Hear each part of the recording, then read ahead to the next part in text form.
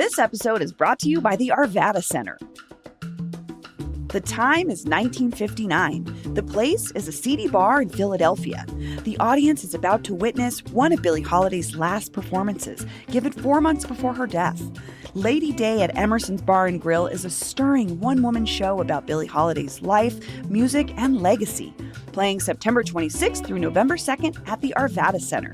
Get your tickets now at arvadacenter.org. That's arvadacenter.org. This episode is brought to you by Florence Crittenden Services. Florence Crittenden Services is on a mission to educate, prepare, and empower teen moms and their children. Miles for Moms is FloCrit's family-friendly fall fundraiser, a community-run walk and roll that starts and ends on FloCrit's campus and goes around Houston Lake Park. And it's celebrating its 20th anniversary this year on Saturday, October 4th. Registration is $35 and includes a t-shirt. Sign up or donate to support teen families at FloCrit at flocrit.org/events/miles-4-moms. Today on CityCast Denver, the Michelin Guide is officially out and some surprising Denver restaurants really shined. Then the Evergreen community comes together and listeners respond to our comments about the school shooting and conservative influencer Charlie Kirk's death. Producers Paul Caroli and Olivia Jewell-Love join me to dig into these stories plus more news of the week. Today is Tuesday, September 16th. I'm Bree Davies, and here's what Denver's talking about.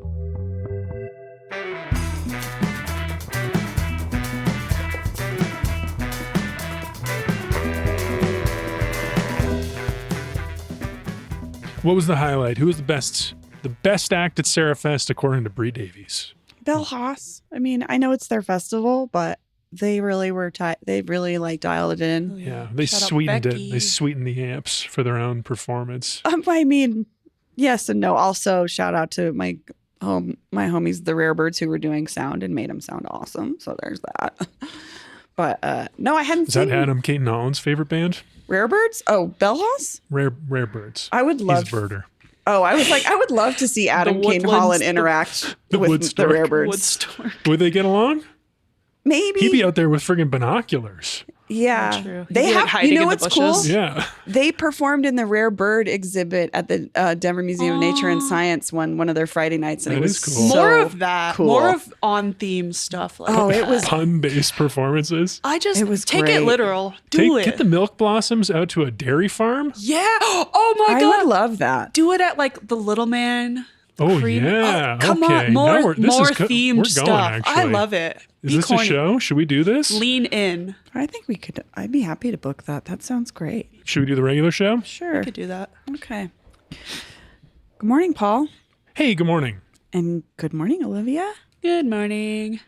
Before we get started, we got to do our little reminder to all of you wonderful listeners that we are, in fact, a member-supported program. So if you sign up to become a CityCast Denver neighbor, it's just a small monthly contribution, but you get really cool stuff like a shout. You can shout out your favorite local business. We shout you out. You get an ad-free podcast. But also, I think our sweetest deal right now that I wanted to talk about because you are here, Olivia, is our member-only events. Again, we've done one recently. We're going to do more. How do you want to entice folks with our members-only events? Oh, man. Well, you could come hang out with us. True. Big draw. We're really cool, according to some people. If I may. The big Go ahead, theme I Paul. thought at the member event was how much people appreciated having a place where they could meet each other Yeah. and bond over a shared interest. That was cool. And the phrase third place came up several Third times. space. Third space. Thank Yeah. you, Olivia. And that was kind of an unlock for me because we had been talking about doing these member events. We thought it might be something fun to do, meet people. But what I didn't anticipate was how much people would enjoy and how much I enjoyed just talking to folks who have similar interests to me. And that's really what this is. It's like genuinely a community built on a shared love and care for the city that we all live in together. Yeah. We have so much in common by virtue of coming to this same podcast 3 to 5 times per day. So you Or get per to meet week. us, but you also get to meet Preferably 5. you get to Preferably meet 5, other yeah. listeners who want to talk about the same things you want to talk about. Totally. That's I good straight point, up Paul. made friends at this event. Yeah. I followed some people on Instagram, made friends. See? You know, if you wanna be on my Instagram, follow me back, take some pics. But before you do that, go to membership. You gotta be a member. That's a members only perk. Go to membership.citycast.fm, sign up, and you can become Olivia's friend on Instagram. It's not that exciting, but it is. She doesn't post that much, I you do guys. it She's for the not going to like members. just like It's- douse your feed in crazy posts or anything. It's really curated. It's It really is. good. It's really exclusive members content. So- Not like that, but like good, wholesome, good wholesome stuff that you could for the whole family. So anyway, I hope that's enough. Don't expect too much. Don't expect. I hope that's the best perk we have to offer. Yeah, you can see pictures of my keychains. Anyway, Go to membership.citycast.fm, become a neighbor today. All right. We're following up Michelin stars. Last week, we had this really great conversation with Molly Martin, Westward Food Editor, who is very much back with her predictions, some gossip. But now we have the actual stars. We have the actual awards. Paul, what did we learn? Yeah, well, this was kind of the Super Bowl for the food world. Big, exciting morning. I've seen lots of people already celebrating. And I think the big headline is that there actually was some action this year. Last year, when the Michelin Guide revealed this guide for the year, there was only one new star for Alma Fondafina, Johnny Curiel and Casey Curiel's place over in the Highlands. And now this year, much more happening. We got the state's first ever 2-starred restaurant, the Wolf's Tailor. Previously had 1 star. They got a 2nd star. This is one of Kelly Whitaker's places, chef and restaurateur Kelly Whitaker at 41st and Tejon. what does 2 stars mean? Does that mean 2 years in a row or just No, they get double good? It's double good. Oh, Like they're but it's even not better. triple good. There is a whole nother You third. can get a triple good? You can get a 3rd okay, star. but we're double good. Yeah, no, that's Which is big. 3rd star is like that's We're on our the way world though. class. We've doubled this year. Could get there. This 2nd star, very big deal for the Wolf's Tailor. That's a huge accomplishment. Yeah. Those people, I'm sure, at that company Shout are out. freaking out. Also exciting, newly selected 1-star restaurants. 3 restaurants earned the star this year. Joining the other Kelly Whitaker places like Bruto and Becken. And so the new ones are Margot, which is a surprising one. We didn't talk about Margot. Didn't come up in our conversation at all, which is odd because I literally had to walk through Margot to get to the place that I predicted would get a star. They share a building. Well, Margot showed you. You were sleeping on them, Paul. I completely didn't register with me that the restaurant operating in the front of the building would be meaningful at all. Well, I was congratulations, wrong. Margot. Margot and Chef Jeffrey Fulton, which is brand new. He's been doing pop-ups for 3 years, apparently. Oh, And he's a local guy, Colorado born, but then went and learned how to be a chef at restaurants on the East Coast, came back, opened a place, just got himself a Michelin star. Very big deal. I'm sure we'll be hearing a lot more about him. But then the place that I predicted, and I am going to claim victory, I predicted Kaizaki from Chef Toshi, the longtime sushi master of Denver. course. He did get a star for this new place, Kaizaki. Both of those, yeah, weird, brand new, same building. congratulations. And then the last one, the new star goes to Mescaleria Alma, the 2nd of 4 now restaurants from Johnny and Casey Curiel. All the almas. That's one of the big stories for sure of these announcements because they also, their new place, Alteño in Cherry Creek, is recommended now by Michelin. And their place in Boulder, Kosobi Fondafina, has got a Bib Gourmand. That was the only new Bib Gourmand. Okay. So all 4 of their places. So Michelin's really paying attention. Michelin to them. loves these Curiels. Loves what the Curiels got cooking. Great. Well, good for Denver and Colorado at large. Local darlings. Anything else that stuck out? There was a sort of a sad note here, right? A closing of a restaurant that was on the list, or what unfolded here, Paul? Well, last week the Denver Post reported that Q House, which is a Chinese, sort of a modern take on Chinese restaurant on East Colfax, is closing on October 4th, which is relevant because they were in the Michelin Guide. They didn't have a star, they didn't have the Bib Gourmand, but they were recommended, which is the lowest possible recommendation, Sure. but still pretty significant to be recognized in that way. There's like 20, I think, 15 to 20 recommended places, but it didn't help them enough, I guess. That's a bummer. That Well, you sucks. still have a couple weeks to go check out Q House if you haven't, or if it's a favorite of yours, definitely go get that last dish one last time. I wish I remembered what I liked there. I went years ago and I thought it was great. And I never went back. Do you know where on East Colfax? I was on the Aurora East Colfax this weekend. I'm trying to picture where this. It's almost to the Bluebird. It's like Bluebird District next to Middleman or former Middleman. Oh. Yeah. I bet that didn't help though. I mean, the Because Colfax Middleman construction closed. situation. Yeah. The general tumult over there. Oh, heart goes out to Colfax. Well, I mean, some good stuff in there. Some places to try if you haven't already. And again, if you didn't listen to our episode last week with Molly, it was really fun. It was nice to have her back.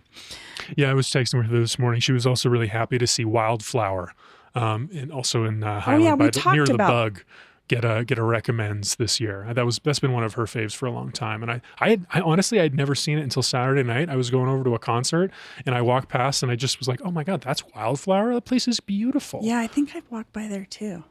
Total under the radar, good looking restaurant. I need to taste it. Now they got a little recognition. I'm like judging these based on what I've tried from them from the Food and Wine Festival in Yes. the past, like any of these. But I'm like, that's a hard way to judge.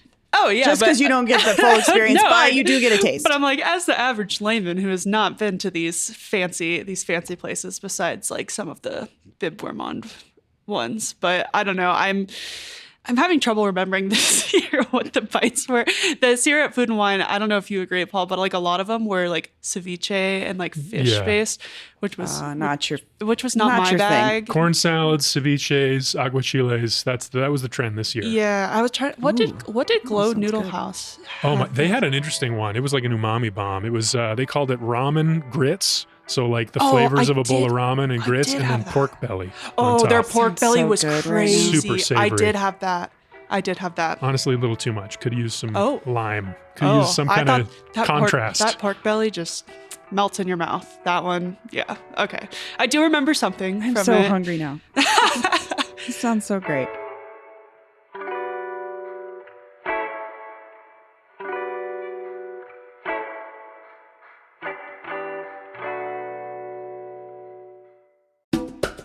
This episode is brought to you by the Denver Botanic Gardens, Chatfield Farms.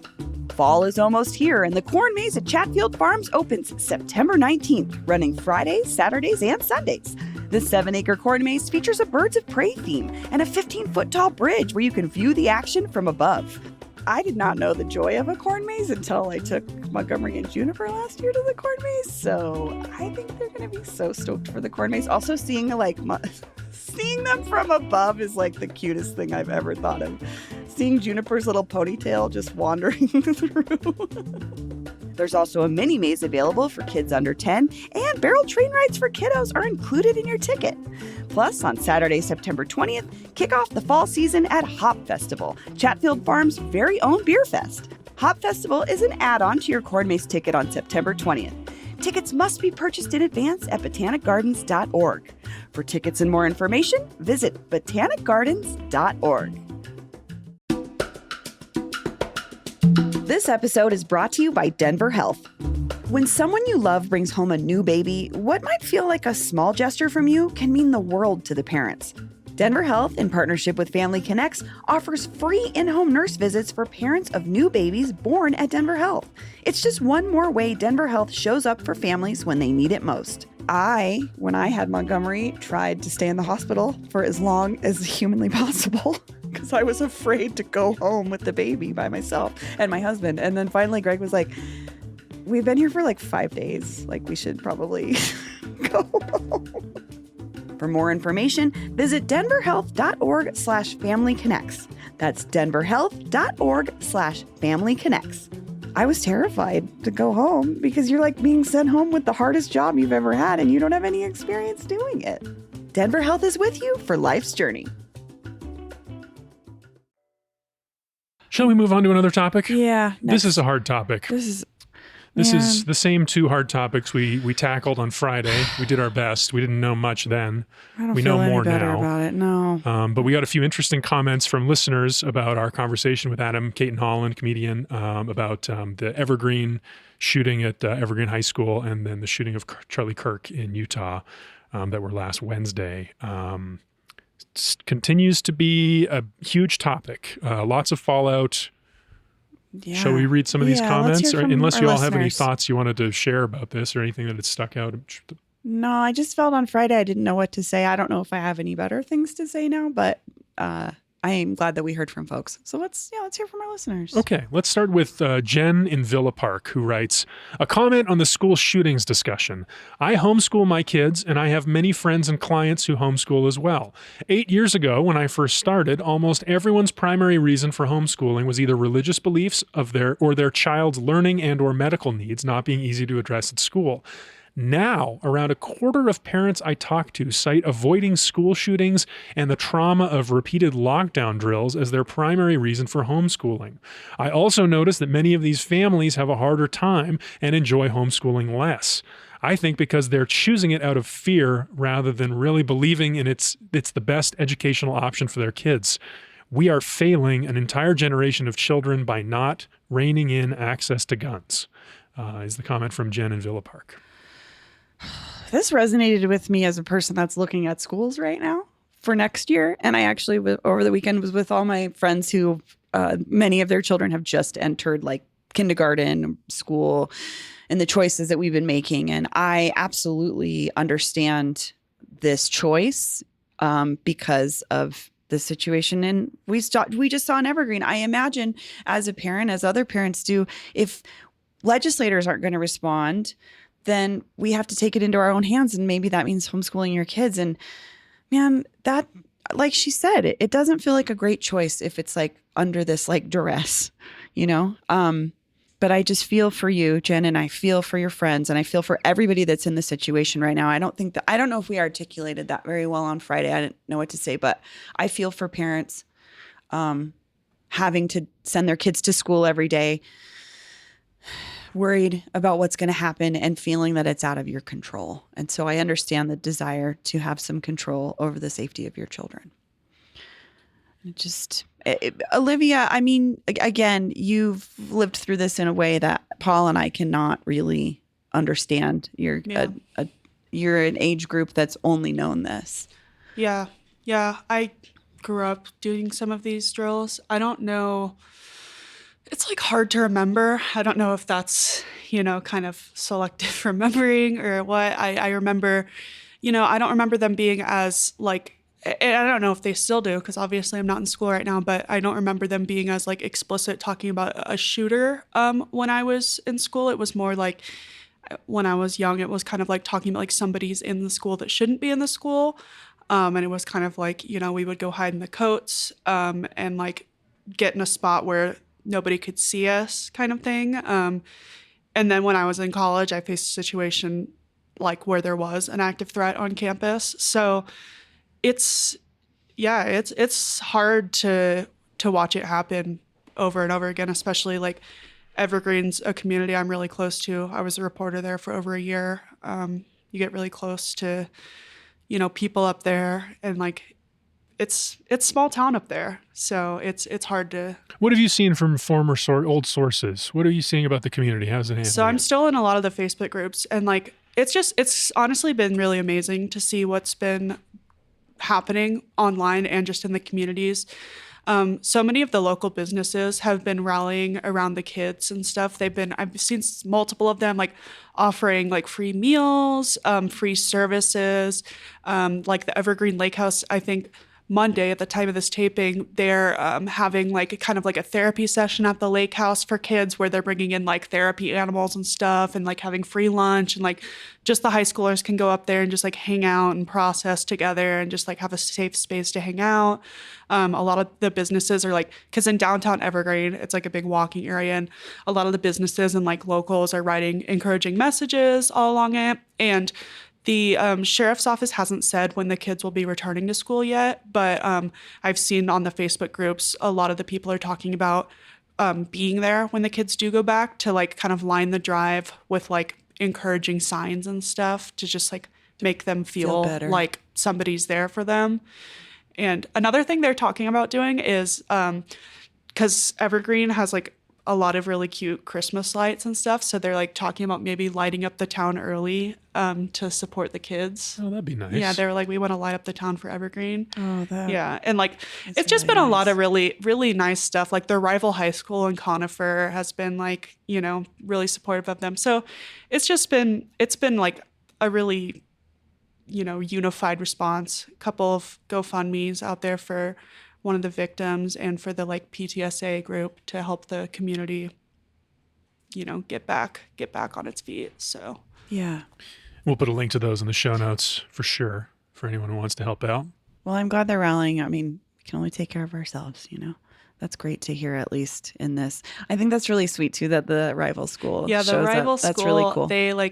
I saw they have a big like rock in front of their school that they painted in honor of the other school, and like they really changed cool. their sign and stuff. So it's like, high school things rivalries matter. are so long ago. It's like to like give in to your high school rival. It's like, yeah, that means a lot. Yeah. So- That's awesome. Yeah, so I think they're really coming together as a community, which is great.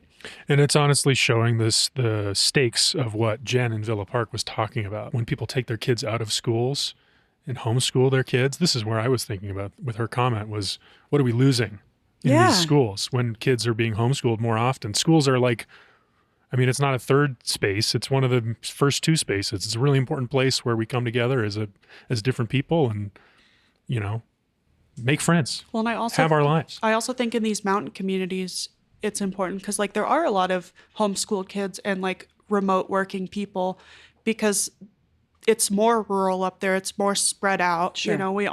It's not like a dense Like blocks, area. yeah. So like you aren't often close to a neighbor. You often are, your house is by itself. So like having like meeting people through these communities like this can be vital to like making a support system. But I can kind of see, like you were saying, Paul, a little bit through Jen's comment that like it is, what are we losing when more kids go to homeschool? Because like she said, there's valid reasons why folks choose it, but she's, the fact that some folks are choosing it out of there's no other option for my kid to feel safe, that does suck. I think about all the wonderful experiences I had at school that were community oriented that I wouldn't have unless I was at school. It's not a fair trade-off. Was there anything surprising to you two about the coverage of this shooting? Yes.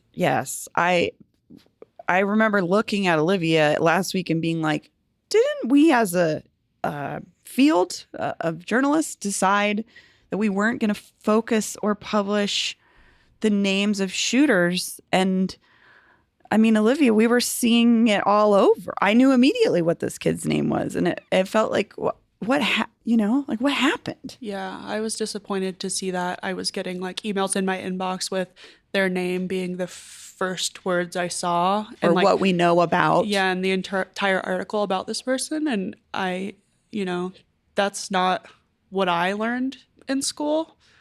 And What did you learn? What did you learn, and why is that important? I mean, I learned that we're not centering coverage on the name and identity of a shooter because like I guess there's some research which hopefully I can link in the show notes, but like to believe that copycat shooters fixate on past acts and like past coverage and like what they might consider notoriety of these acts, and decentering that and focusing more on the aftermath and the victims is a more like responsible and like ethical way to cover it. I was just surprised to see that because again, like I thought we had kind of talked about that as a field, as journalists, that we weren't going to do that anymore. So and I don't know. It was an interesting shift. I don't know. Those decisions are made in newsrooms on their own, but that was surprising to me.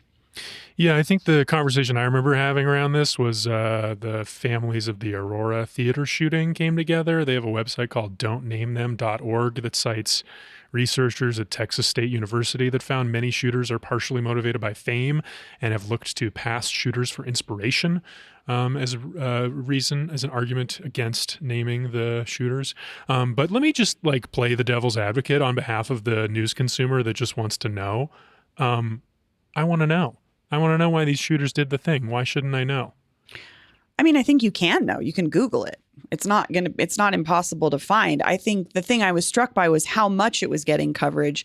I think it was like initially you name the person in the first that you know about it, and then they don't focus on that anymore. And it's not impossible to find that information as a news consumer. But if everyone followed these ethics and no one named them or said anything about them. What I'm saying is, like, I feel like they do a first name and then they don't talk about it again. So it's out there. And I'm sure it's in a sheriff's press release or those kinds of, that information is there. Leaving it to the police reports. But also the other thing I'm kind of like struggling with in this one is that the shooter was a minor. And I feel like there's also like another ethical question of like releasing that name. You know, like I think that's always like a question for journalists about naming minors. So yeah, I don't know.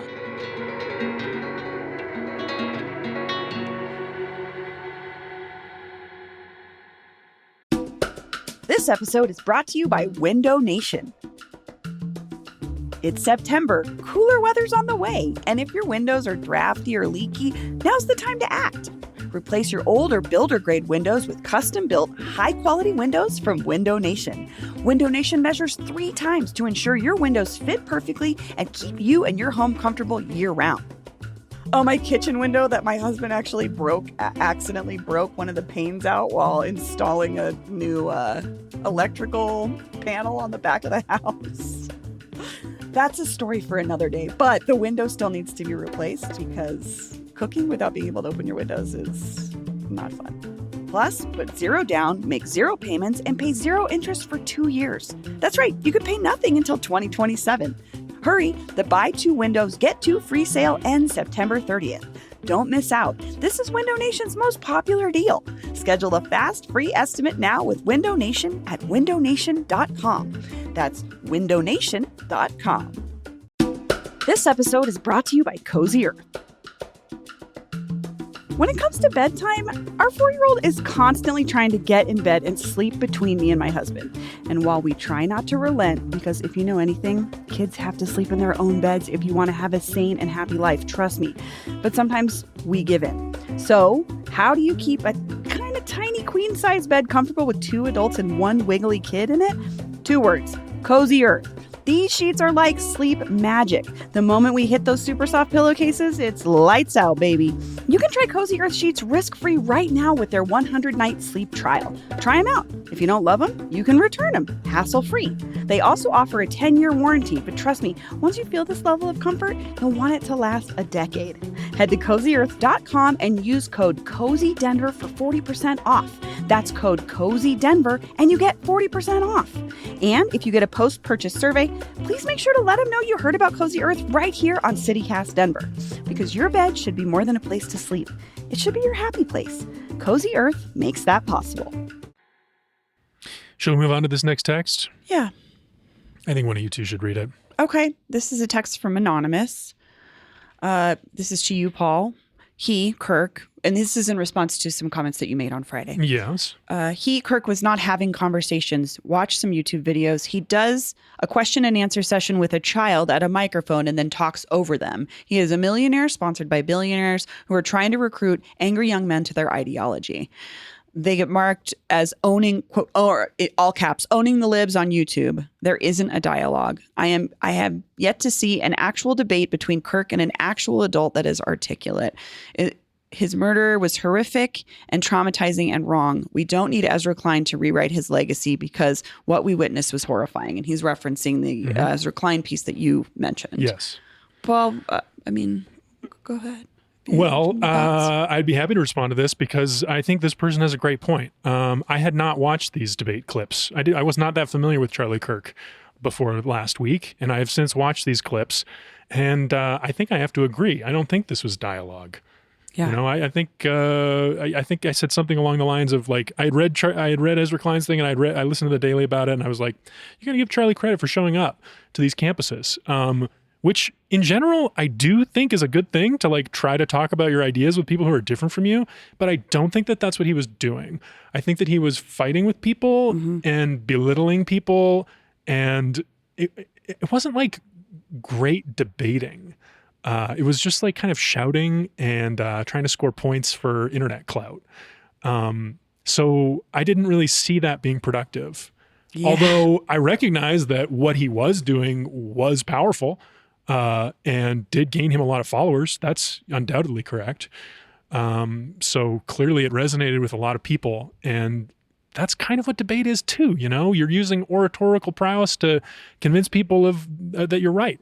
And that's something you got to recognize that, that's real. And he did show up and he did do those things and he won people over with his words. But I think the convincing people that you're right thing is so obviously not the intention of those moments that I saw in those. I have to be honest with you too. I didn't watch a ton of his clips prior to our conversation Friday. I did this weekend watch a bunch of them, and it felt more like I'm going to shut down this person's thought. They're going to come to the mic and I'm ready to just shut them down as soon as I can, whether that's with just spouting whatever my thought is or just kind of cutting them off. And it did feel like, I agree with this commenter. It didn't feel like debate at all. But like I was telling you off mic, when have we been good at this? It's hard to find a point in history when we may have been really good at this. And I think he was approaching something that we still have trouble with, having conversations with people we don't agree with. But I'm with this commenter, and I don't think he was having those conversations. Well, like I said, he was going to come here to Colorado, and there's a couple of comments from local people because there were some memorials around the Denver metro area for him. One comment that we might talk about, we kind of already have been, is from former gubernatorial candidate Heidi Ganahl, who was at a memorial at the Brave Church in Englewood. She said to Denver 7, "First and foremost, Charlie wanted his legacy to be one of loving Jesus Christ and knowing his faith and knowing how important that is for young people across this country, for everyone. And really, that's the path forward, according to Charlie. But he also was a champion for teaching people to have civil discourse and agree, debate, and learn how to discuss tough issues without hating each other." I didn't see any of that in the videos. I was like, I can't think of something more dissonant from what I actually witnessed in how Charlie Kirk spoke about people that didn't look or have the experience in the world that he did. He spouted hateful rhetoric against queer folks, trans folks, Black women, Black men, women in general. Just like so hateful. And to candy coat this or paint this as some servant for Jesus Christ is like... It's crazy to me. It's like this is the part of the world that's really frustrating and hard right now, is watching one thing happen and being told something else is happening. And that's what I see in that comment from Heidi. I'm sorry. I don't get it. And it offends me. Well, thanks to our listeners that reached out. As always, we really appreciate hearing from you. We know this conversation is going to be ongoing and we always want to hear from you. You can give us a call, 720-500-5418. And also maybe let us know how you're feeling. This is a weird time, as always, being in the world as a human. Paul, Olivia, thanks for talking through this with me. See you next time. Bye. That's all for today here on CityCast Denver. If you enjoyed this show, why not take a minute to tell restaurateur Kelly Whitaker about us? Rate the show wherever you get your podcasts and subscribe to our morning newsletter and learn more about us at denver.citycast.fm. And you can support this show and get great perks by becoming a CityCast Denver neighbor today at membership.citycast.fm. We'll be back tomorrow morning with more news from around the city. Bye-bye.